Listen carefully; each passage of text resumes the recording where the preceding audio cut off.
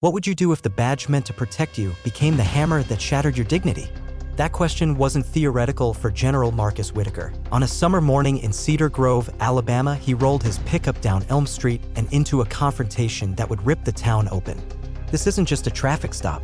It's the moment justice meets its reckoning. Cedar Grove had not changed much in the 30 years since Marcus last drove its dusty roads as a 19-year-old. Green pines still arched over white clapboard porches, and the bells of St. Augustine's Baptist Church still rang each Sunday. Yet beneath the familiar facades, something roiled, a cautious whisper that a new police chief, Brett Dawson, had arrived from the state capitol and that he regarded the town's black residents not as neighbors but as suspects. Marcus sighed, parking at the curb where the old Veterans Center sign still leaned at a rakish angle. His uniform was gone, but his back still ramrod straight, and the medals in his cedarwood display spoke of a 40-year career ending at the rank of brigadier general. He hoped his record would shield him from the prejudice he'd witnessed overseas. Now, though, he wondered if it could protect him here, on home soil. He stepped inside the center's cool lobby. Sunlight slanted through stained glass windows depicting battles he'd once fought, their scenes of chaos and courage oddly at odds with the mundane paperwork on the wooden desks. There, waiting in the reception area, was Pastor Samuel Green, his boyhood friend, now the pillars of their community's moral backbone. "Marcus," Samuel said, rising to embrace him. His voice was calm but carried an edge. "You look good, but that new chief, he's troubled." Marcus settled into a vinyl chair. "I've faced worse than one overzealous lawman, Sam." He gave a tight-lipped smile. "My stars and bars run deeper than town politics." Samuel studied him. "Your daughter, Layla, isn't so sure. Neither are her friends." At the mention of Layla, Marcus's chest tightened. He glanced at the clock. She'd be arriving any minute from the airport, fresh from her first semester at Spelman College. He thought of her laughter echoing through their plantation-style home, so alive, so hopeful. But in Cedar Grove, she'd been quiet of late, her eyes distant whenever a patrol car rolled by. Later that evening, under the orange glow of street lamps, Marcus guided his wife, Elena, through their wide front porch. She'd changed little since their wedding day, her dark hair still pinned in a simple chignon, her brown eyes steady and knowing. "Home at last," she whispered, slipping her hand into his. Inside, the house was furnished with relics of Marcus's career, photos of parades in Baghdad, framed commendations from joint exercises in Europe. But it was Layla's suitcase in the hallway that tugged at him the most. Elena poured 2 glasses of iced tea. "She's safe," she said gently. "She'll tell you everything." Marcus closed his eyes, recalling the day he dropped Layla off at Morehouse Spelman. She'd waved from the campus gates, determination in her smile. Now, that same resolve sat somewhere between pride and worry in his chest. The next morning, Marcus found Layla on the back porch, headphones off, phone in hand. The summer breeze played with her curly hair. "Hey, General," she teased, using his old call sign. He handed her a mug of coffee. "How's the future of America's next leaders?" She traced the cup's condensation. "The same question your father asked you 30 years ago." She paused. "Dad, people look at me differently here. When they see my skin and my name, it's complicated." Marcus sank beside her. "We all carry the weight of history even here." Layla nodded. "At school, I learned which battles were won. But back home? History feels unfinished." He reached for her hand. "I'm here to help finish it." Setting the stage, word spread fast when Marcus Whitaker returned. The town's weekly gazette ran his photo on the front page, "General Whitaker to mentor youth." By Tuesday, Pastor Green and Marcus had arranged free leadership workshops for local teens in the Veterans Center. The first session was packed. Young faces, some bright, some wary, peered at the retired general as he spoke of honor, duty, and the purpose that drives a man beyond himself. Yet after the workshop, a cluster of mothers hovered, voices low. "Is it true about Dawson?" one asked. "My boy got stopped last week just walking to church." Another nodded. "Said he fit a description. They frisked him in front of everyone." Marcus raised a hand. "I know Officer Dawson has a reputation, but give him a chance. He'll see that my work here is about unity." But unity is not an edict you can simply declare. As Marcus drove home, the beauty of Cedar Grove's oak-lined roads felt tainted by tension. He thought of Clara Ruiz, the kindly Latino owner of the corner store who always had a lopsided grin for him. Yet when he confronted her about the rumors, was it true she'd felt compelled to identify a suspect to the police? She'd whispered apologies in broken English, fear in her eyes. He brushed it off. After all, he was General Whitaker. He believed his stature would afford him decency if not respect. But that night, as the cicadas droned and Elena slept soundly, Marcus realized he had underestimated the chasm between perceived progress and lived reality. In his dreams, he was in full-dress uniform, standing before a tribunal of ghosts, his childhood coach, a platoon sergeant who taught him courage, even Clara Ruiz standing in the rafters, each accusing him of believing the world was fair because he had survived it. Morning came with a determination he hadn't felt since his first command. Maybe it was time to confront the unspoken, to challenge the illusion that his uniform could shield him here, back home. He slipped on khakis and a white polo, kissed Elena's forehead, and stepped outside into the growing heat, ready, at last, to see Cedar Grove for what it truly was and to prepare for the fight ahead. Marcus felt the morning sun baking the pavement the moment he slid into his truck. He'd returned early from the Veterans Center, eager to survey Cedar Grove's streets through unguarded eyes. That afternoon, after wrapping up another youth workshop, he decided to stop by Clara Ruiz's convenience store for a cold drink, an invitation to the town's heartbeat he'd always treasured. Clara greeted him with her usual warmth, though today her smile wavered. "General Whitaker," she said, gently pushing a bottle of iced lemonade across the counter, "thank you for helping these kids." He set down 2 bills. "Always, Clara. How's business?" She shrugged. "Slow in the morning, but people say nice things about your workshops." She glanced past him toward the front window as if expecting someone. Marcus nodded, turning back to check his phone. He had a meeting with Jordan Bell, his civil rights attorney, lined up for next week. Then he heard the siren's insistent wail, saw the red and blue lights flicker through the glass. Clara stiffened. Before Marcus could rise, the bell jingled behind him and Officer Brett Dawson strode in, tall, square-jawed, the new police chief's pristine uniform crisp against his tanned skin. He flashed a badge. "Marcus Whitaker?" Marcus slid off his stool. "That's me, officer." Dawson's eyes flicked to the bottle on the counter, then back. "You fit the description."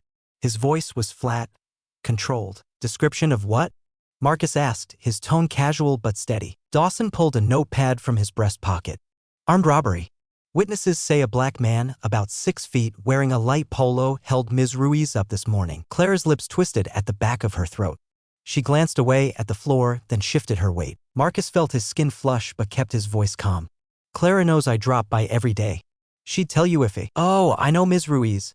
Dawson's tone hardened. "Your history here doesn't exempt you." In one swift motion, Dawson grabbed Marcus's arm and twisted it behind his back. "Turn around." Time slowed. Clara's mouth fell open. Marcus's heart thundered against his ribs while he was spun around to face the door. Hands pressed against the cool glass beneath the sign advertising lottery tickets and nachos. "On the ground," Dawson ordered, voice low. Marcus hesitated. "Officer." Dawson pressed a knee into Marcus's back and his voice cracked like a whip. "Now." Humiliated, Marcus dropped to his knees. He closed his eyes, willing himself not to shout. He heard Clara's low cry from behind him, then the jingle of the door as 3 bystanders, passers-by drawn by the commotion, peered in. Dawson frisked him roughly, rifling through pockets, clanging badge against medals he still wore in his front pocket, a tell of his service. He found nothing illegal, but scoffed, reading the inscription on the medal, "Valor in Command." "Sure looks like a general." Marcus lay face down, hot shame burning through him. He felt Dawson's gloved hand yank him to his feet. "You're under arrest for armed robbery." "What?" Marcus gasped, lunging forward only to be cuffed mid-motion. The metal snapped shut, biting into his wrists. Clara stepped forward, voice trembling. "Officer."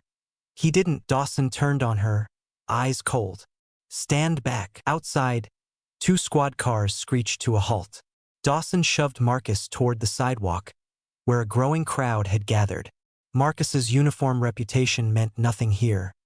He was reduced to an anonymous black man in handcuffs. One neighbor, old Mrs. Henderson from next door, crossed herself. "Marcus," but Dawson barked, "Move away, ma'am." They hauled Marcus into the back of the cruiser. Clara ran to the driver's side window. "Please check your footage. You'll see he never left the store's back room this morning." Dawson sneered. "Your favor won't save him." He slammed the door. The cruiser peeled away, lights painting the storefront in blue. Marcus pressed his forehead against the metal grate separating him from the front seat. His breath came in shallow bursts. Inside Clara's store, the bell continued to jangle, though no one shopped. She rushed to the surveillance monitor in the back room, rows of small screens showing every aisle. On the central feed, she rewound the tape. There he was, Marcus, entering at 8:02, wandering the snack aisle, selecting his drink. Not a masked figure, not a robbery. Her stomach churned. She knew what happened if she contradicted a cop: retaliation, fines, even violence. Her cafe in Montgomery had once been raided after the sheriff's deputy suspected her cousin of shoplifting. She'd lost half her savings contesting the charges. Tears stung her eyes. She typed a frantic text to Pastor Green: "They arrested Marcus. He's innocent. Worry for my store." But her finger hovered over send. She backed away from the monitor as the blue lights faded down Elm Street. She looked at the small crowd still lingering: Lynn from the library, Mr. Rashid from the gas station, kids who'd adored Marcus's drills at the center. They turned away, uncertain, as though the arrest stained them too. Clara swallowed hard. I have to speak," she whispered. But then she hesitated. Fear warred with conscience. Bookings were mechanical: name, date of birth, fingerprints, mugshot. They didn't remove Marcus's medals. He told himself it was some small courtesy. But each snap of the camera felt like another layer of erasure. In the holding cell, Marcus sat on a steel bench as hours bled together. Other inmates shuffled past him. Some indifferent, some pitying, one older black man raising a nod of recognition. The uniform of a retired general raised expectations only to find disgrace. "Green eyes like mine? What did you do?" the older man asked. Marcus met his gaze. "Nothing. Just a drive home." The man whistled. "Good luck convincing the law." He pulled out his phone.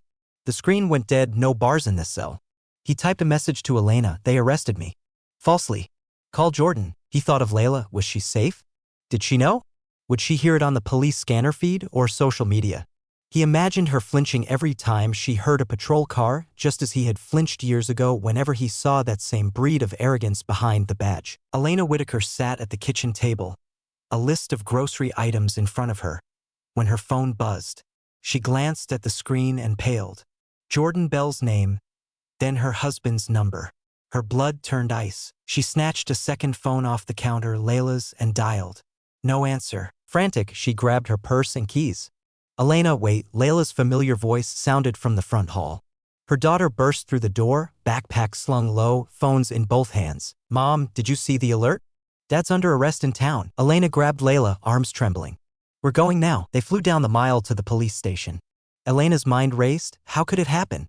Marcus Whitaker, their Marcus, decorated, revered, respected, humiliated behind bars like a common criminal. In the lobby, Elena demanded to see her husband. The clerk raised an eyebrow but buzzed them through. Moments later, Marcus was led out in a jumpsuit, wrists tan rings where the cuffs had bitten. Elena's fury exploded. "Take these off him. You have no right." She turned to the nearest officer. "He's innocent." But Dawson blocked her path. "Madam, we're investigating a robbery." Elena stepped closer, eyes aflame. "Investigation? You had all the footage at Clara's store. You know he was there all morning." Dawson's jaw clenched.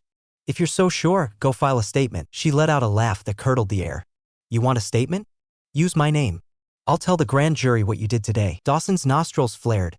He pivoted, hands twitched on his belt. Elena realized in that instant how volatile a situation could become when unaccountable power meets righteous rage. They left the station hours later, Marcus's bonds replaced with the crushing weight of disbelief. Layla leaned into her father's side in the passenger seat, tears streaking her cheeks. "Dad, I never thought they'd treat you like that." He glanced at her, voice rough. "Neither did I, sweetheart. Neither did I." Elena drove in silence, mind already planning legal strategy with Jordan, social media outreach with Zara, and calls to every reporter they could reach. But for now, Cedar Grove's placid streets had shown their true faces. And the Whitaker family, once cocooned in pride and privilege, now understood, in America's South, a general's medals could not shield him from the stain of suspicion. As the late afternoon light faded, Marcus stared out at the horizon, determined that this humiliation would not be the end of his story, but the catalyst. "I'll clear my name," he said quietly. Layla squeezed his hand. "We'll do it together." And in that moment, father and daughter shared a resolve that no badge could take away. Protest signs multiplied overnight in Cedar Grove like daisies after a spring rain. #JusticeForWhitaker had gone from a whisper among friends to a roar across social media platforms. Videos of Marcus's arrest, recorded by a bystander and uploaded by Zara Thompson, a college activist turned digital powerhouse, racked up millions of views. The grainy footage of Marcus, medals glinting at his side, being forced to the pavement, became the symbol everyone shared. By sunrise, front-page headlines everywhere bemoaned the shameful treatment of decorated general. Local TV stations sent crews, their cameras now fixtures in front of the courthouse. Reporters interviewed Clara Ruiz, her courage finally outweighing her fear as she recounted, voice trembling, that she never identified Marcus to any officer. She'd signed an affidavit. The moment felt like crossing a Rubicon. Inside a makeshift command center at the Whitaker home, Jordan Bell, the family's civil rights attorney, coordinated legal maneuvers with the ferocity of a battlefield general. His office wall was plastered with photocopies of past complaints against Officer Dawson. Names, dates, descriptions of unwarranted stops, instances of excessive force. Jordan tapped at his phone. "I'm filing a motion for immediate release," he said, eyes blazing. "And I'm subpoenaing every complaint ever filed against Dawson." "But the department suppressed them," Elena pointed out, concern in her voice. "They'll fight hard." Jordan nodded. "Then we'll fight harder, and we'll use every megaphone out there. Social media, local press, national.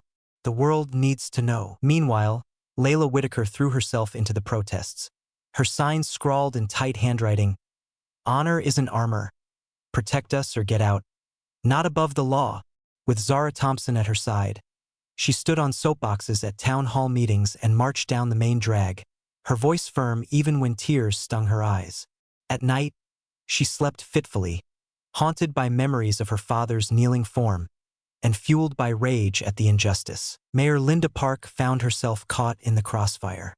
A self-described moderate, she balanced precariously between wanting to empathize with her constituents and fearing a backlash from the conservatively minded council. When reporters called, she offered tepid statements. "Due process is vital," she said, in a televised address that played like platitudes. "We must allow the investigation to proceed." Her noncommittal tone sparked fury. On social media, comments accused her of complicity, while protesters demanded her resignation. Zara seized the moment. Standing before a crowd of hundreds, phone camera live streaming to thousands more, she called out the mayor directly. "Mayor Park, will you stand with families like the Whitakers, or will you stay silent while the system crushes us?" The crowd's chant rose. "Mayor Park, where are you?" Under pressure, the mayor announced an emergency meeting but still resisted calls for immediate action against Dawson. She urged patience, citing the legal process. To many, though, patience looked like indifference. Marcus watched the spectacle from behind the relative calm of his living room. He sat next to Elena, flipping through news clips. At one point, he murmured, "That chant, it's cathartic." Elena rested her head on his shoulder. "But it's also necessary." He closed his eyes. "I never wanted my personal fight to become the cause célèbre." Elena lifted his chin. "Your fight is everyone's fight." The power of #JusticeForWhitaker. Zara Thompson, a recent graduate from the University of Alabama, had built a following by live-streaming community issues: water rights in Birmingham, immigrant labor abuses in Huntsville, environmental justice protests along the Gulf Coast. Now, she had a story that resonated with millions, a black general, a symbol of American valor, humiliated at home. She titled her campaign #JusticeForWhitaker, posting the arrest video with a simple caption, "If it can happen to him, it can happen to anyone." The hashtag spread beyond Alabama. On Twitter, trending pages lit up with images of generals, veterans, clergy, students, and everyday citizens holding up their hands as if under arrest. Major influencers and celebrities reshared, expressing outrage. In New York, a columnist wrote, "Even our nation's heroes are not immune to the prejudice that poisons our streets." In Los Angeles, a Black Lives Matter chapter organized solidarity marches. Back in Cedar Grove, marches began peacefully, with Layla and Zara leading the way, voices booming in unison. No justice, no peace. They were met by counter-protesters, some locals angry at the disruption, others wearing thin blue line flags. Tension simmered but held thanks to marshals from the Veterans Center and the church.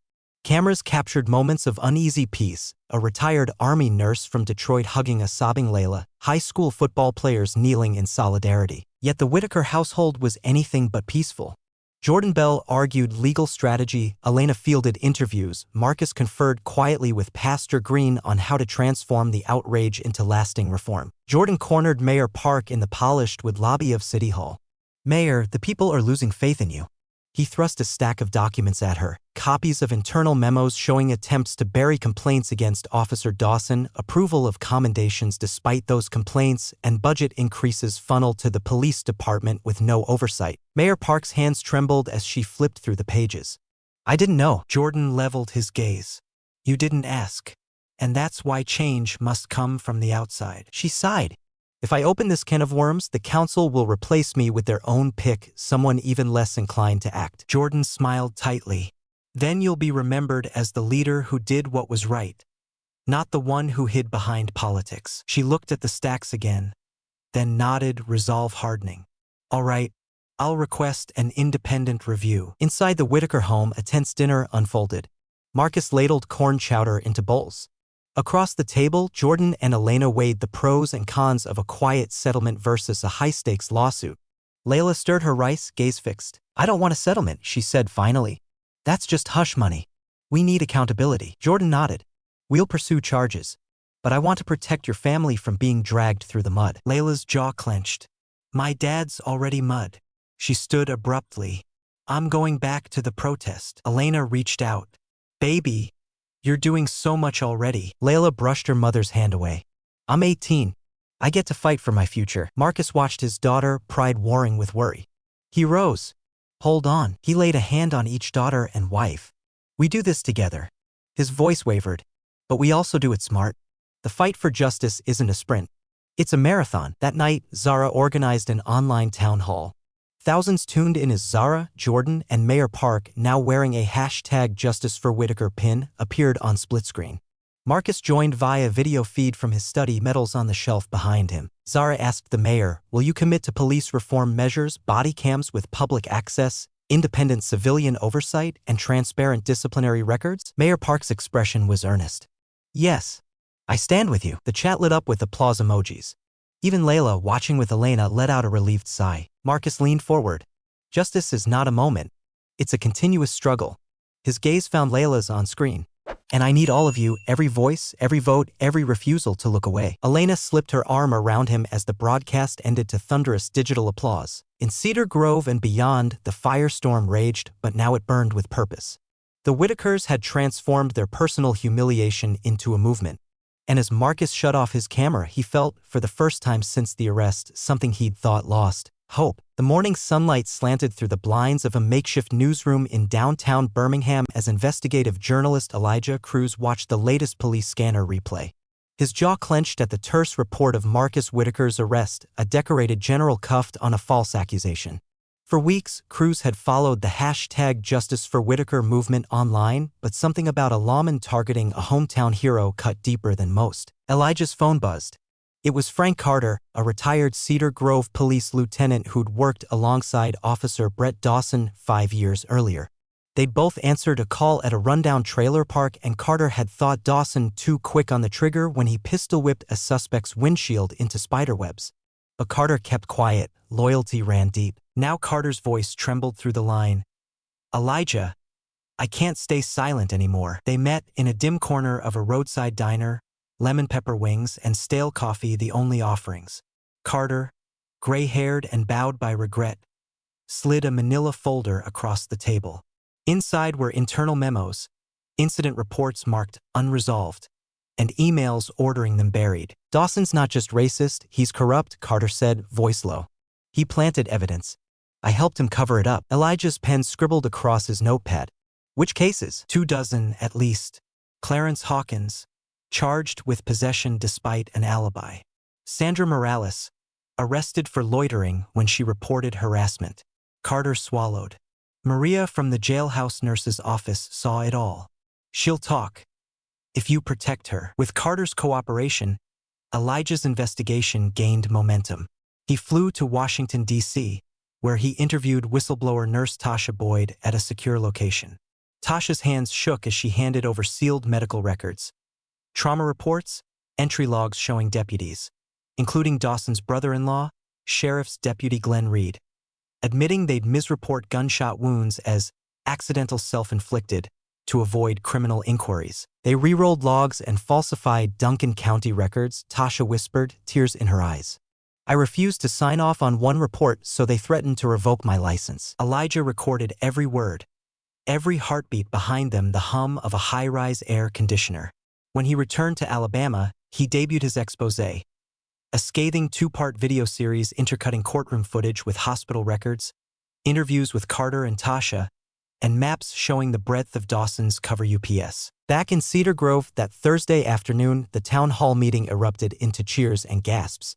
Families from across the county watched on livestream as the evidence dismantled the facade of a hero cop. The mayor, reminded of her pledge, promised to forward the findings to the state attorney general. Jordan Bell readied federal civil rights complaints.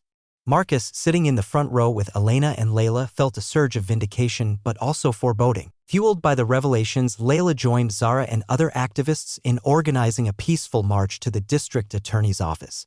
They carried photographs of victims, Hawkins, Morales, and others, each face a testament to a life derailed. As twilight fell, the crowd's chants echoed between brick storefronts. "Stop the lies! Stop the lies!" They halted outside the DA's office, waving their signs high. A handful of counter-protesters, flag-bearing residents chanting "Back the Blue," approached until a tense line formed between the groups. Suddenly, someone threw a rock. It shattered the glass doors behind the police barricade. Sirens pierced the night. Chaos swirled. Tear gas canisters hissed, protesters stumbled, and lines blurred as officers in riot gear pushed forward. Layla found herself panting, eyes stinging from the gas. She saw Zara fall, clutching her arm, and without thinking, lunged to help her. A baton swiped from the other side. She stumbled as blood trickled from her scalp. In the haze, she saw a familiar form, a young man she'd grown up with, now wearing a thin blue line patch, swinging a club. She locked eyes with him. Billy Turner, once her neighbor, now radicalized by fear and misinformation. His fury gaped back at her like a wound. She wanted to shout his name, to remind him of the girl who once baked him brownies. But the gas displaced her words. An officer's shout dragged her back. Hands roughly gripped her arms. She gasped for air, vision blurred, until a stretcher emerged and carried her away. That night, Marcus sat alone in his study, the television flickering with images of the melee. He stared at his military medals, Valor in Command, Distinguished Service, Bronze Star, emblems of honor that had once defined him. Now they seemed worthless. He dialed Pastor Green. When the line connected, he didn't speak for a long moment. "Samuel, I'm not sure I'm the right man for this." Pastor Green's voice was steady. "You've led men in combat. You've faced down dictators. This is a different war, Marcus, but you have what it takes." Marcus shook his head, though Green couldn't see him. "My daughter. Look what happened tonight. I thought my involvement would protect her. Instead, I dragged her into harm's way." Samuel sighed.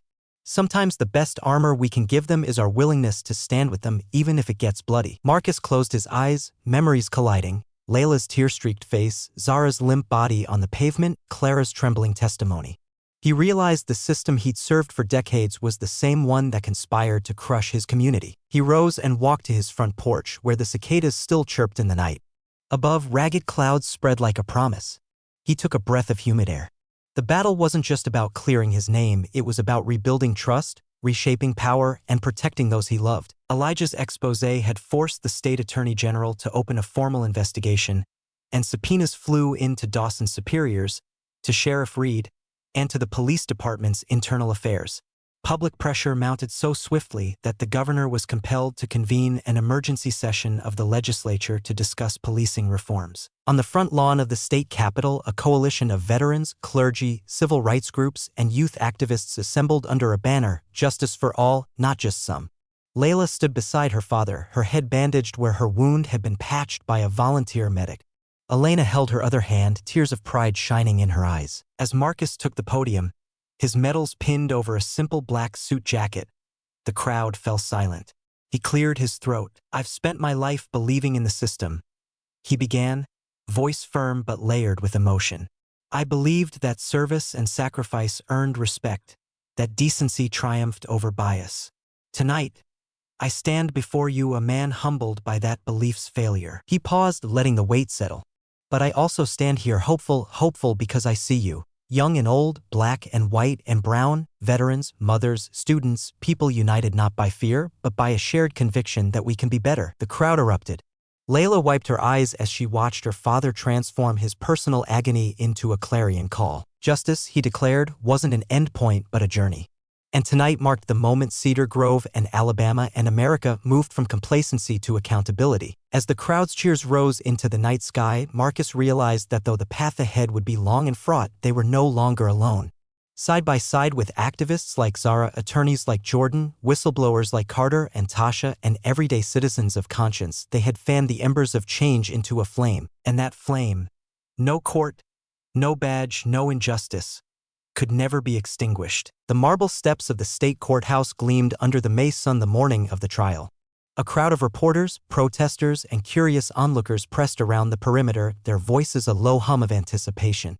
Inside, Judge Harold Finch presided over the packed courtroom, his black robe hanging like a sentinel's cloak. Marcus sat at the defense table, his posture unyielding in a charcoal suit. Next to him, Jordan Bell reviewed final notes, his impassioned tone replacing the quiet strategist of media briefings. Opposite them, Officer Brett Dawson sat with his defense attorney, Victor Hale, a polished orator whose confidence filled the room. When Victor Hale rose to deliver opening remarks, his voice smooth as glass, the jury watched with polite attention. "Ladies and gentlemen," he began, "this case is about one unfortunate misunderstanding. My client, Officer Dawson, acted on what he believed were credible allegations of a violent crime. Any actions taken were in the interest of public safety." He paused, his gaze sweeping the room. "We will show you that Mr. Whitaker's presence matched witness descriptions. We will show that there was reasonable suspicion." A stern cough cut him off. Judge Finch's face was impassive. "Stick to the evidence, Mr. Hale." Across the aisle, Prosecutor Rebecca Lang, determined and articulate, leaned forward in her chair. When her turn came, she stood, voice ringing. "While we all honor service and sacrifice," she said, "we must also ensure no one is above scrutiny. Mr. Whitaker's reputation should not shield him from questioning." Her words hung in the air, but as she continued, a subtle shift occurred. She rattled off statistics of false arrests, invoked procedural integrity, and reminded the jury that justice does not discriminate by rank or color. Yet she could not bring herself to condemn Dawson outright. Her references to his dedication and community service sounded lukewarm under the strain of evidence. First to testify was Frank Carter, the retired lieutenant whose conscience had overridden his code of silence. He described instances when Dawson had planted contraband, and how he, Carter, helped conceal it. The courtroom heard his voice crack as he admitted, "I was wrong, and I paid to keep quiet." Next came Tasha Boyd, the nurse who recounted her threats and shared the medical records. She unspooled the truth about Glenn Reed's falsified logs. A collective gasp rippled through the gallery as she produced the records, pages staining Dawson's defense with undeniable evidence. Victor Hale's cross-examination was fierce. "Ms. Boyd, is it possible your records are incomplete or misfiled?" he asked, brow raised. Tasha's eyes hardened. "No, sir. This is exactly how it happened." The defense's star witness was Clara Ruiz. Hale painted her as conflicted, a frightened immigrant who had panicked under pressure. He sought to undermine her affidavit, suggesting she acted out of self-preservation rather than truth. Clara's resolve wavered under questioning, tears welling as she insisted, "I was scared of what they'd do to my store, but I can't lie." Judge Finch leaned forward, hammering his gavel. "Answer the question, Ms. Ruiz." She inhaled, voice small but steady. "I never asked for Mr. Whitaker's arrest. I want the truth." Marcus's own testimony was scheduled last. When Jordan called him to the stand, he rose and adjusted his tie, a gesture of formality that belied his anger. Under oath, he recounted the morning of the arrest, the drive, the laughter with Clara, the jarring sight of Dawson's cruiser. "My medals weren't decoration, they're reminders. Reminders of whom I served and for whom I fought," he said, voice thick. "And I never thought I'd return home only to be treated as a suspect in my own town." Judge Finch's posture grew stern. "General Whitaker, your emotional testimony is understandable, but don't presume to lecture this court." A hush fell. Jordan leaned toward Marcus, whispering, "Remember, stick to facts." But Marcus's jaw tightened. "Facts," he repeated. "The facts are on the tape. The surveillance footage proves." Judge Finch interrupted. "You're straying into areas already covered. Save it for closing statements." When Marcus stepped down, his face was drained. Elena dabbed at her eyes. Layla pressed her lips into a line of frustration. Closing arguments were a stark contrast. Victor Hale portrayed Dawson as a dedicated officer who made an honest mistake. Rebecca Lang urged the jury to send a message that racial profiling and abuse of power would not be tolerated. Jordan's closing was a stirring appeal. He recited the evidence, the tape, the records, and the testimonies. He ended with, "If the law cannot protect a general in uniform, it cannot protect any of us." The jury retired. An hour passed. 2 hours. The courtroom emptied save for a handful of reporters and the Whitaker family. In whispered conversations, they speculated. At 4 hours, Judge Finch informed them of a hung jury. A murmur rose. Some in the gallery cheered, others wept. Marcus stared at the floor. Layla sank into her seat, hands over her face. Jordan shut his briefcase, face unreadable. Judge Finch addressed the courtroom. The jury has not reached a unanimous verdict. This court will declare a mistrial. Elena clutched Marcus's hand. We'll come back, Jordan said quietly. Stronger. But as they left the courthouse, the weight of unresolved injustice pressed on them like a storm cloud. Outside, Zara and Layla had assembled a group of protesters in front of the courthouse steps. When word of the mistrial spread, they hurled their signs to the ground and sat in, locking arms. No justice, they chanted, an evolution of the original slogan. News cameras captured the moment. Generations of activists side by side, rain beginning to fall in a perfunctory drizzle. A group of counter-protesters formed a ring around them and the air crackled with tension. Police advanced and the sit-in became a standoff until officers arrested a dozen, including Zara and Layla, for civil disobedience. Elena watched from the curb, tears mingling with rain. She grabbed a demonstrator's megaphone and called out the officers, "Don't silence them!" But the squad cars closed in, engines roaring. Marcus arrived moments too late to stop the arrests. He stood in the rain, soaked, a solitary figure in a sea of flashing lights. "Layla!" he shouted.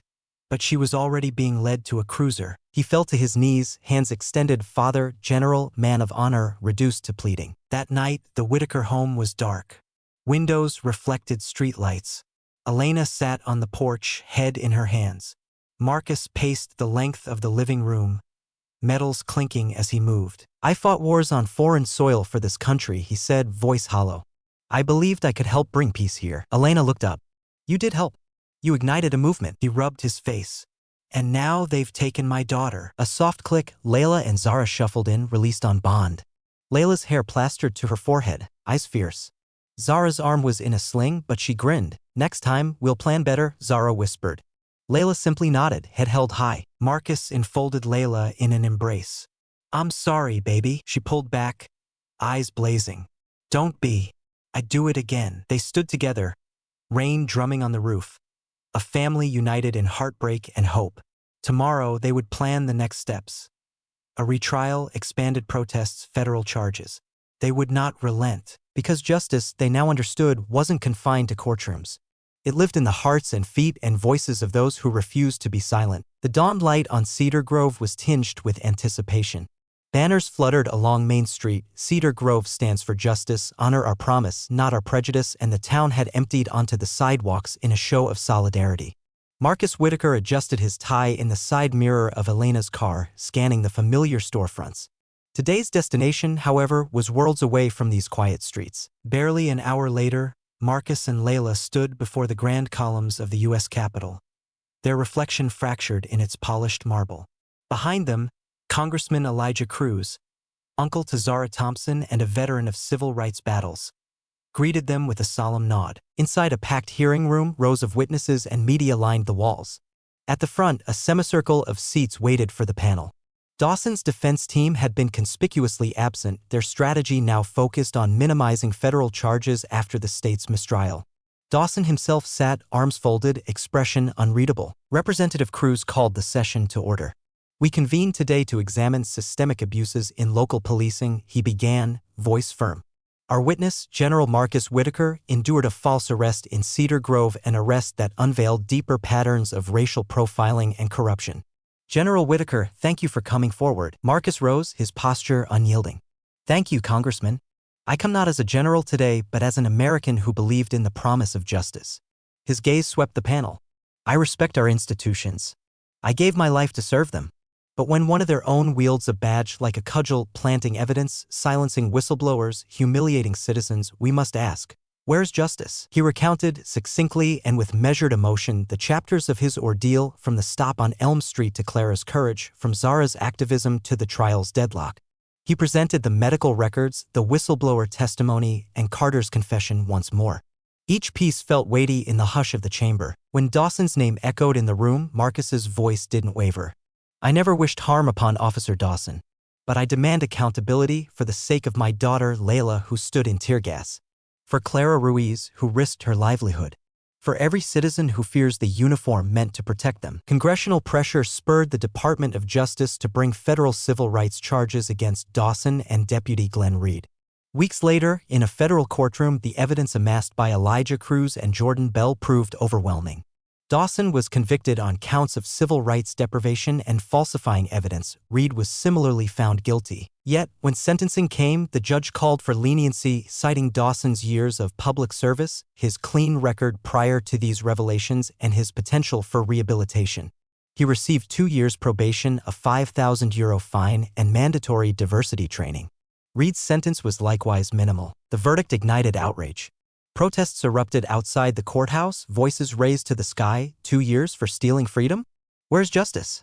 Layla, recovered from her injuries, stood at the front, her bandage a stark reminder.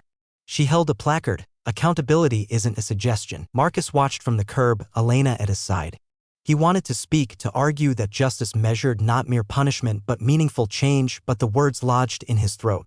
Instead, he placed an arm around Layla, a silent acknowledgement of her courage. That evening, the family gathered on their porch, now quiet in the wake of another turbulent day. The cicadas whispered overhead as if urging them to rest amidst the storm they'd weathered. Layla leaned into her father. "I know you wanted more for him," she said softly. Marcus closed his eyes. "I did. I wanted him to feel the weight he put on others. But justice is more than a sentence. It's a promise we keep to each other." She looked up, hope flickering. "Then let's keep that promise." He reached for her hand. Together, Elena joined them, and the three formed a quiet circle, generations bound by struggle and faith in progress. News cameras rolled as the town unveiled its latest tribute, the renaming of Elm Street to Whitaker Ruiz Boulevard, honoring both Marcus's perseverance and Clara Ruiz's bravery. At the ceremony, Clara's family stood beside the Whitakers, roses at the ready. Mayor Park cut the ribbon with a handshake that spoke volumes, unity forged in adversity. Pastor Green delivered the benediction, "May the street stand as a testament that integrity triumphs, that every voice matters, and that justice, though imperfect, can prevail when we demand it." As the crowd dispersed, Marcus paused beneath the new sign. He traced his fingers over its letters, feeling the cool metal, his name alongside Clara's, a symbol of shared struggle. Late that night, Marcus sat at his desk, pen in hand. He drafted a letter to Congress, urging sustained reform, binding oversight boards, transparent disciplinary records, and real consequences for misconduct. He cited the failures witnessed in Cedar Grove, the federal conviction, and the lenient sentence that left wounds unhealed. He paused, fingers hovering over the paper. The battle had taken him from the Veterans Center to the Capitol, from his daughter's tear-stained face to the steps of the federal courthouse. He realized that justice wasn't a badge or a verdict. It was a lifelong commitment. He wrote the final line, "I believe in this country's promise, but I know it only becomes reality when we refuse to look away. I am honored to keep looking today, tomorrow, and for all the days that follow." He signed it and felt, in that simple act, the quiet power of hope renewed. Justice isn't a moment, it's a relentless, collective fight. Marcus's story isn't just about one man's humiliation, it's a mirror held to a nation that still confuses equality with performance. True change begins when we stop asking, "Where's justice?" and start demanding, "How will we make it real?" Stand with those who burn brighter than the system tries to snuff them out. Your voice, your vote, your refusal to look away, that's where justice begins. Justice isn't a spectator sport. It's a promise we fight to make real. If this story hit you, hit like, share this message, and subscribe for more narratives that demand action. What will you do today to stand up, speak out, or simply show someone they matter? Drop your thoughts below. Because silence is complicity, and stories like this deserve to echo.